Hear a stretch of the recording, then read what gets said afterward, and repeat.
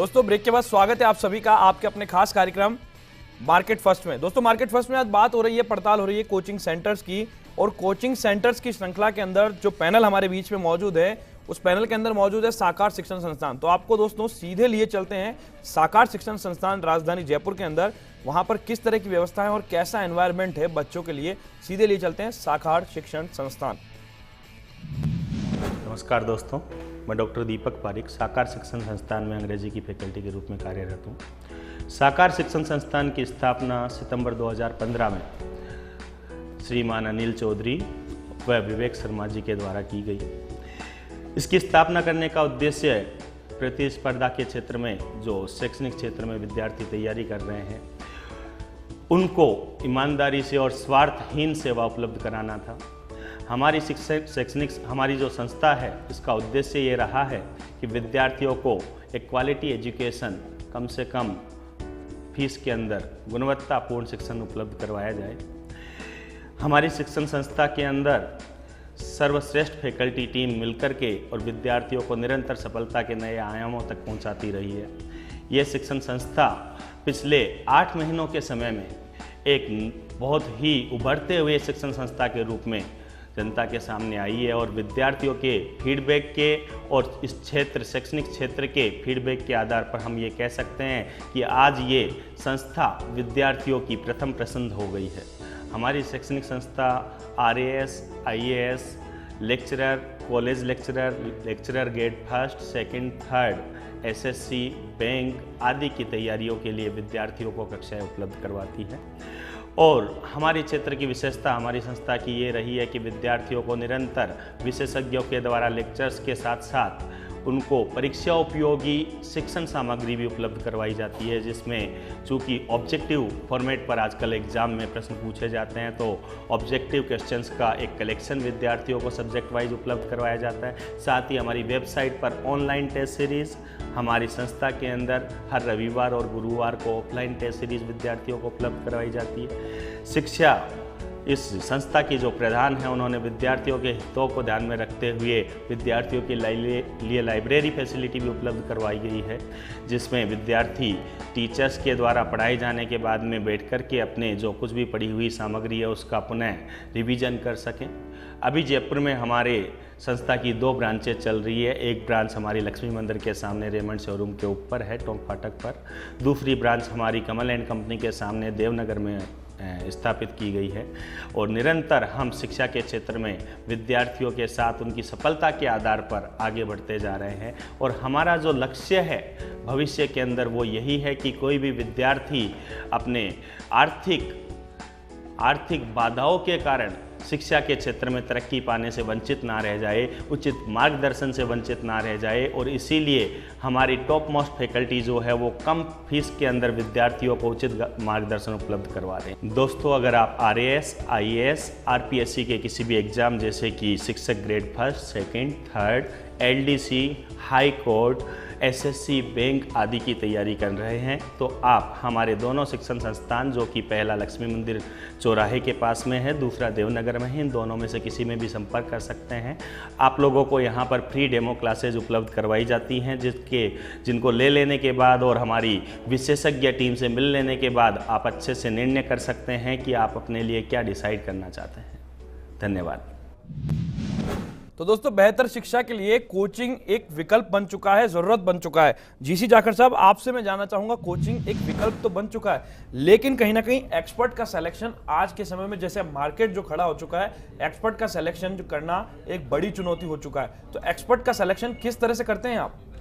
देखो सर, पहली बात तो मैं आपको ये बताऊं कि जैसे कोचिंग एक विकल्प हो गई, इसकी वजह क्या है कि आप भी जानते हो कि गांव का बच्चा होता है, अपने एजुकेशन टाइम पे, जैसे कॉलेज एजुकेशन मानो, उस समय सीरियस पढ़ता नहीं है।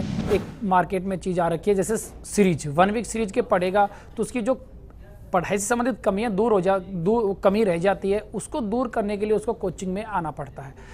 दूसरी बात यह है कि कोचिंग की भूमिका ये है कि उसको गहन रूप से अध्ययन करवाया जाए, कि बच्चा, आप कह रहे हो कि एक्सपर्ट कोचिंग का कैसे पता किया जाए, उसका सबसे पहला तरीका जो आपको मैंने पहले बताया था कि देखो, बड़े विज्ञापन, बड़े नामों के पीछे ना जाके वह खुद उस संस्था में खुद 1-2 क्लास लेके या 5-7 क्लास ले खुद डिसाइड करे कि हाँ ये, क्योंकि कई बार क्या होता है सर कि एक टीचर बहुत अच्छा है लेकिन एक बच्चे के कुछ समझ में नहीं आ रहा, तो उसके लिए तो कुछ नहीं है वो। तो सबसे बड़ा तरीका यही है कि बच्चा स्वयं जाके पढ़े, अध्ययन करे 2 दिन 4 दिन, फिर वो डिसाइड कर पाए कि जो कुछ मैं ग्रहण करना चाहूँगा वो मेरे को सही तरीके से मिल पाएगा या नहीं मिल पाएगा। जाकिर साहब, शायद आप मेरे सवाल से थोड़ा सा भटक गए। हम ये जानना चाह रहे हैं कि आपके कोचिंग संस्थान में फैकल्टीज, एक्सपर्ट्स जो होते हैं, उनका सिलेक्शन किस तरह से किया जाता है और क्या चुनौतियां हैं आज के समय में? फैकल्टी का सिलेक्शन इस आधार पे किया जाता है कि बच्चा उनसे पढ़ के कितना संतुष्ट है, बच्चों की समस्याओं का कितना समाधान कर पा रहे हैं वो, ये हमारा सबसे बड़ा आधार होता है कि एक बच्चा जो गांव से आ रहा है, कुछ सपने लेके आ रहा है, क्या उनके सहयोग करने में हमारी फैकल्टी बराबर भूमिका निभा रही है, क्या एग्जाम ओरिएंटेड ऐसी चीज़ पढ़ाई जा रही है ताकि उनके सिलेक्शन में उनके सिलेक्शन में सहयोग मिल रहा है। ये फैकल्टी का सबसे बड़ा मुख्य आधार होता है कि जो फैकल्टी हमारे पास है वह एग्जाम ओरिएंटेड, सिलेबस ओरिएंटेड और बच्चे के भविष्य को देखते हुए उसके अनुसार पढ़ाते। बिल्कुल पवन राव जी, ब्राइट फ्यूचर का युग है, यूं कहें कि ग्लोबलाइजेशन का इस युग है। इस युग के अंदर बच्चों को और फैकल्टीज को दोनों को अपडेट रखना एक बड़ी चुनौती होती है और एक बड़ा काम होता है। कैसे करते हैं आप?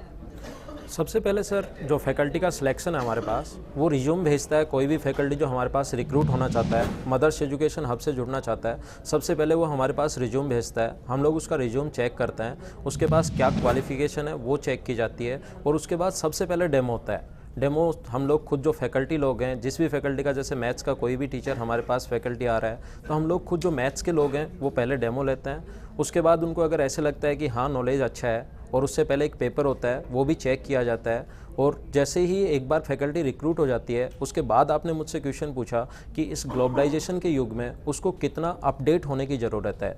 हम लोग इसके लिए पर्टिकुलर एक प्रोग्राम चलाते हैं जिसमें किसी भी फैकल्टी जो हमारी परमानेंट फैकल्टी जुड़ चुकी है, जो कम से कम हमारे पास 1 ईयर या 2 ईयर से पढ़ा रही है, तो हम लोग उनको कुछ टाइम देते हैं, 15 डेज़ 20 डेज़। आप लोग किसी भी अपने आप में इम्प्रूवमेंट कीजिए, आप लोग पढ़िए, दूसरी चीज़ें सीखिए, या कोई भी आपको कोई भी चीज़ें सीखनी है, उसके लिए हम लोग उनको टाइम प्रोवाइड करवाते हैं 15 या 20 डेज़ का, जो हमारी परमानेंट फैकल्टी है। बिल्कुल। चेतन स्वरूप जी, आपसे हम जानना चाहेंगे, आज के समय में भी गांव के अंदर जो है बेटियों को या तो बाल विवाह के जंजाल में फंसा दिया जाता है या उन्हें शहर की ओर शिक्षा लेने के लिए नहीं बढ़ने दिया जाता। आमतौर पर यह देखने को मिलता है। हालांकि समय बदल रहा है, लेकिन ऐसे लोग जो अपनी बेटियों को घर से बाहर नहीं निकलने देते, ना उन्हें शैक्षणिक व्यवस्था के लिए घर से बाहर जाने देते हैं, शहर जाने देते हैं, ऐसे लोगों को इस मंच के माध्यम से क्या संदेश देना चाहेंगे आप? भारत की सभ्यता और संस्कृति में कई विसंगतियां भी रही हैं। सबसे बड़ी विसंगति यही रही कि जहां हम स्वीकार तो करेंगे, यत्र नार्यस्तु पूज्यन्ते रमन्ते तत्र देवता, यत्रे तास्तु न पूज्यन्ते सर्वे निष्फला क्रिया। जहां नारी की पूजा हो रही है, जहां नारी का सम्मान हो रहा है, उस जगह को हम स्वर्ग बता रहे हैं, उस जगह पे हम देवताओं का निवास बता रहे हैं। लेकिन निश्चित रूप से कई क्षेत्रों में आज भी इस तरह का परिवेश बना हुआ है कि लड़कियों को हमेशा ही पीछे रखा जाता है, हमेशा ही पीछे रखा जाता है। इसका एक ही जवाब है मेरे पास तो, और वो ये कि जब तक शिक्षा का प्रचार प्रसार नहीं होगा, जब तक जागरण नहीं होगा, जब तक हम अपने आप को इस बात से वाकिफ नहीं करेंगे कि एक लड़के और लड़की में फ़र्क मत करिए। लड़की कई बार लड़के की तुलना में ज़्यादा आगे निकल गई है, ज़्यादा माता पिता की सेवा कर गई है, लड़का बहुत अच्छा नहीं निकल पाया है, लड़कियां बहुत क्षेत्र में आगे जा रही हैं। इस तरह के उदाहरण जब तक लोगों के सामने पेश नहीं किए जाएंगे, प्रस्तुत नहीं किए जाएंगे, तब तक उनकी जो आंखों पर पट्टी बंधी हुई है वो दूर नहीं होगी। और ये जो विसंगति है इतने लंबे समय से बसी हुई है लोगों के हृदय में, एक साथ इसका निकाल पाना संभव नहीं है। लेकिन इस तरह के जब उदाहरण लोगों के सामने पेश किए जाते हैं कि लड़कों की तुलना में लड़कियां कौन सा क्षेत्र है जिसमें वो बाजी नहीं मार रही हैं, कोई भी क्षेत्र हो, आज अधिकांश क्षेत्रों में लड़कियों ने सफलता प्राप्त की है, तो इस तरह के उदाहरण जब उनके सामने पेश किए जाते हैं तो वो निश्चित रूप से बंधनों को ढीला करेंगे। बिल्कुल। जाकिर साहब, आपसे हम जानना चाहेंगे, बंधनों को ढीला करने की बात तो कह रहे हैं चेतन स्वरूप जी, लेकिन जागरूकता की कमी की बात को भी स्वीकारा चेतन जी ने, तो किस तरह से एजुकेशन को लेकर जागरूकता फैलाई जा सकती है? देखो, जागरूकता की बात करें हम, जैसे गांव से हम जिस फील्ड की बात करें, जो कोचिंग लाइन की हम बात, आज डिस्कशन का जो प्रोग्राम है, इसमें कोचिंग में जो बच्चा आता है मूल रूप से गांव का ज़्यादा आता है, क्योंकि गांव का बच्चा, वही मैंने पहले आपको बताया कि कॉलेज टाइम तक तो उस जागरूक नहीं होता, उसको कैरियर क्या बनाना है, क्या उसका कैरियर है। दूसरी बात रही महिलाओं की। आज महिलाओं की बात करें, आप चाहिए हमारी संस्थान में आके देख सकते हैं कि एक बैच में जो फर्स्ट शिक्षक भर्ती परीक्षा के लिए जो बैच चलाया जा रहा है उसमें 60% ज़्यादा महिलाएं हैं, और 100% सच्चाई ये है कि आज महिलाएं आगे आ रही हैं, और हम जो टेस्ट लेते हैं उन टेस्ट में महिलाओं की रैंकिंग आगे आती है। मैं तो कई बार, जैसे मैं 12 टेस्ट ले चुका हूँ, मैं फर्स्ट ईयर पॉलिटिकल साइंस का, जिसमें 9 टेस्टों में महिलाएं फर्स्ट आई हैं, और 100% है वो सिलेक्शन होगा भी उनका। तो कहने का मतलब, एक महिला अगर घर से आ रही है, उसका सिलेक्शन हो रहा है, तो सबसे बड़ी जागरूकता यही है। पड़ोसी या उस परिवार में एक उदाहरण बनती है वो, और पड़ोसी में महिलाओं को आगे बढ़ने का मौका मिलता है। तो मैं यही कहना चाहूँगा कि जो भी महिला यहाँ पे तैयारी करने आती हैं, अगर वो कुछ सिलेक्शन लेके जाती हैं तो इससे बड़ी जागरूकता की कोई ज़रूरत नहीं है। बिल्कुल। पवन राव जी, आपसे हम जानना चाहेंगे, सरकार जो है एंटरप्रेन्योरशिप को लेकर के खासी गंभीर नजर आ रही है, बड़ी मुहिम सरकार ने छेड़ रखी है। आप किस तरह से मददगार साबित हो रहे हैं सरकार की इस मुहिम के साथ? हम लोग सर मदर्स एजुकेशन हब जो शुरुआत की हम लोगों ने, मदर्स एजुकेशन हब की शुरुआत, वो भी एक तरह से अपना नया वेंचर ही है।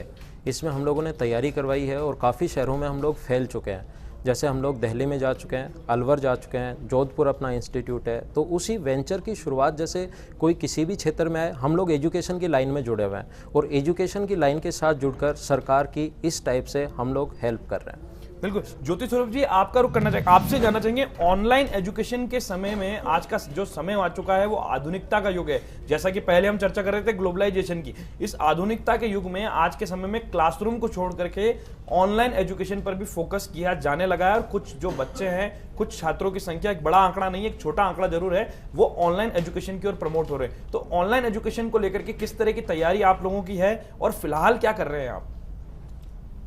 मुझसे सवाल। ज्योति स्वरूप जी, ज्योति स्वरूप जी। चेतन स्वरूप जी, आप ही से जानना चाह रहे हैं। जी सर, अभी ऑनलाइन का तो अब कोई विशेष व्यवस्था संस्थानों में नहीं है। निश्चित रूप से अभी तो सारे संस्थान इसी स्तर के हैं कि टेस्ट पेपर के माध्यम से ही अपने बच्चों की प्रगति को जानते हैं वो। लेकिन निश्चित बात है कि अभी ऑनलाइन का ज़्यादा इंस्टीट्यूट में कोई विशेष मुझे नहीं लगा है अभी, जो क्योंकि हमारे जितने भी अभी संस्थान हैं वो सब आर्ट्स वाले बेसिस वाले हैं, आरपीएससी वाले, इस तरह के पटवार वाले या कांस्टेबल वाले, इनमें ऑनलाइन वाला अभी कोई सिस्टम मुझे नहीं नजर आया है। दोस्तों, कार्यक्रम में फिलहाल वक्त तो चला एक छोटे से ब्रेक का। ब्रेक के बाद वापस लौटेंगे और बातचीत के सिलसिले को यूं ही जारी रखेंगे, क्योंकि आज हो रही है कोचिंग सेंटर्स की पड़ताल, वो भी मार्केट फर्स्ट में। फिलहाल एक ब्रेक के बाद वापस लौटते हैं।